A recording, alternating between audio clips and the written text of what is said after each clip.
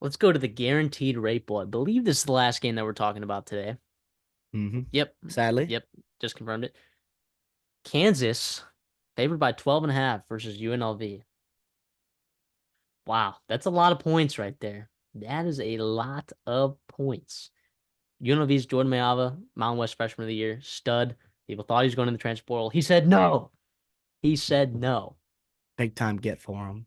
And you know what? UNLV also keeps, they keep Barry Odom. They keep Mannion, their offensive coordinator, who's been really good for him. He had a lot of looks places. Like what they got going there. What does Kansas lose?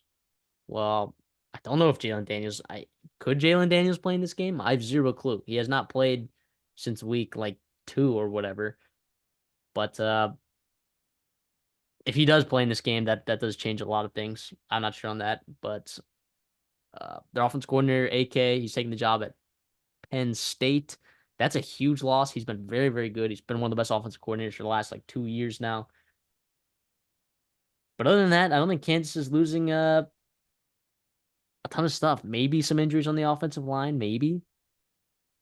But UNLV's not really missing anyone aside from maybe their safety to an injury, maybe. But again, they've had a lot of time to recover Nurse's injuries.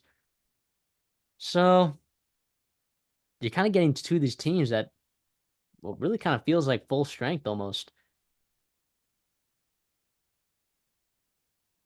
I don't know. Any thoughts on this game from you? Yeah, I'm service. I just love Kansas here because I just think they're significantly more talented than UNLV. I love the way that they battled in year one under Barry Odom. I just thought that conference championship game and how they played down the stretch kind of was more of the UNLV team that I think we expected to come into the year. Not take anything away from them at all. And I love Jordan Maeva, and I'm happy that he's staying in Vegas there for him. But I think Kansas is just a really good culture and football team right now. It sucks. I do think losing their offensive coordinator to Penn State is a big deal. He was so creative and getting stuff done with a walk-on true freshman quarterback and still having chances to win football games. Really interesting, playing really well against teams like Oklahoma, et cetera, et cetera. Even if Bean plays and it's not Jalen Daniels, I don't feel too bad about it. I think they'll really get after it. I love Austin Booker off the edge for him. Really dynamic pass rusher for him as well. Devin Neal, of course, star running back. Henshaw is really good behind him as well. There's just a lot of weapons here on this team that I think can really expose UNLV at times. And while I love Ricky White and Vincent Davis, I don't know if there's enough firepower on UNLV to keep up in this game with Kansas, you know. Yeah, and look, there was a certain time in the year when I was looking at UNLV, and I actually really liked their front seven, and they were playing really well. They were stopping the run, Jonathan Woodard and the boys. But down the stretch, San Jose State ran all over them. Boise State ran all over them. Kansas can run the ball very effectively. Now, if they're hmm missing some guys on the offensive line, that'll change things a little bit. But also at the same time, like Kansas hasn't been relying on having an amazing offensive line for their run game to be successful. It's a lot of misdirection. It's not a really good scheme. Getting hands on linebackers, powering through those holes.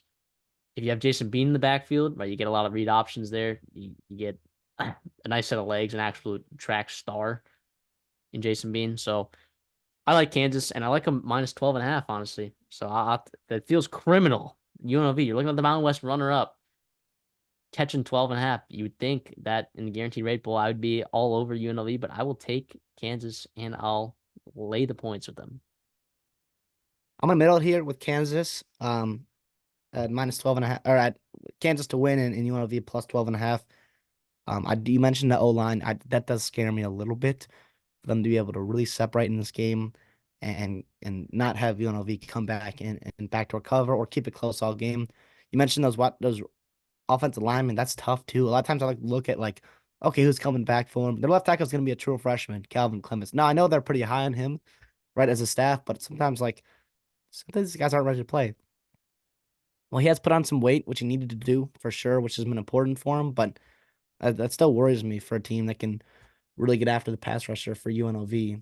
So I don't know. We'll see here, but this is a very fascinating game. It's a tough draw for UNLV after a really great season for them, and Kansas too. But 12 and a half seems a little bit too high. That's how I'm going to go and middle it here.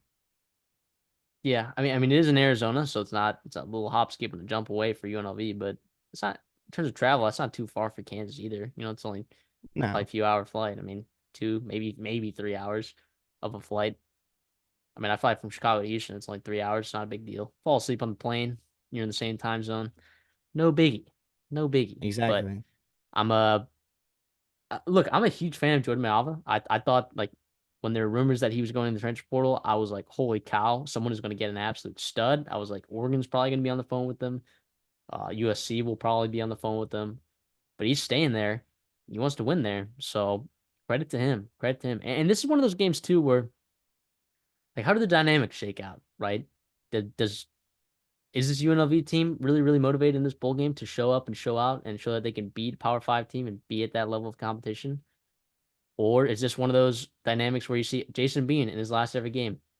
He came back last year. He was originally going to retire, or he's gonna graduate after the bowl game last year, but then that interception on the goal line left a bad taste in his mouth, or incomplete pass on the 2 point conversion. Left a bad taste in his mouth. Said, "I'm not finished. I come back," and here he is now. If he's playing that game, if Jalen Daniels plays, I just feel really good about it because he's just an absolute freak. But Jason Bean, like the dynamic there for him to play well is also in play. So I feel really good about this game. Uh, sorry, what I meant to say is I feel really good about this game in the sense where I will be watching this game and I have a feeling that it's going to be a great game. Kansas might not cover, and I'd be okay with that. I would be Yeah. okay with that. So I will say that they've been super impressive all year. I mean, yes, they're 8-4, but first of all, for Kansas, that's still really, really impressive. And I know we think super highly of that program right now, but like 2 years ago, one year ago, that was unheard of. And even with their schedule to be able to do that, beat Illinois, beat Oklahoma, beat Iowa State, et cetera, et cetera. And the games they lost to, they were really close games. Right? A lot of times playing with backup quarterback. And they only really got outclassed in one game, and that was on the road at Texas, who was in the college football playoffs. And that did that to a lot of teams in the Big 12. I I, I just think 12 and a half is a little bit too big, but I still love the direction Kansas has. I love the coaching staff, even without the offense coordinator. I really believe in this program going forward. And obviously, Jalen Daniels coming back is a huge boost for next year. Um, but yeah, I'm just going to take UNLV to cover, though.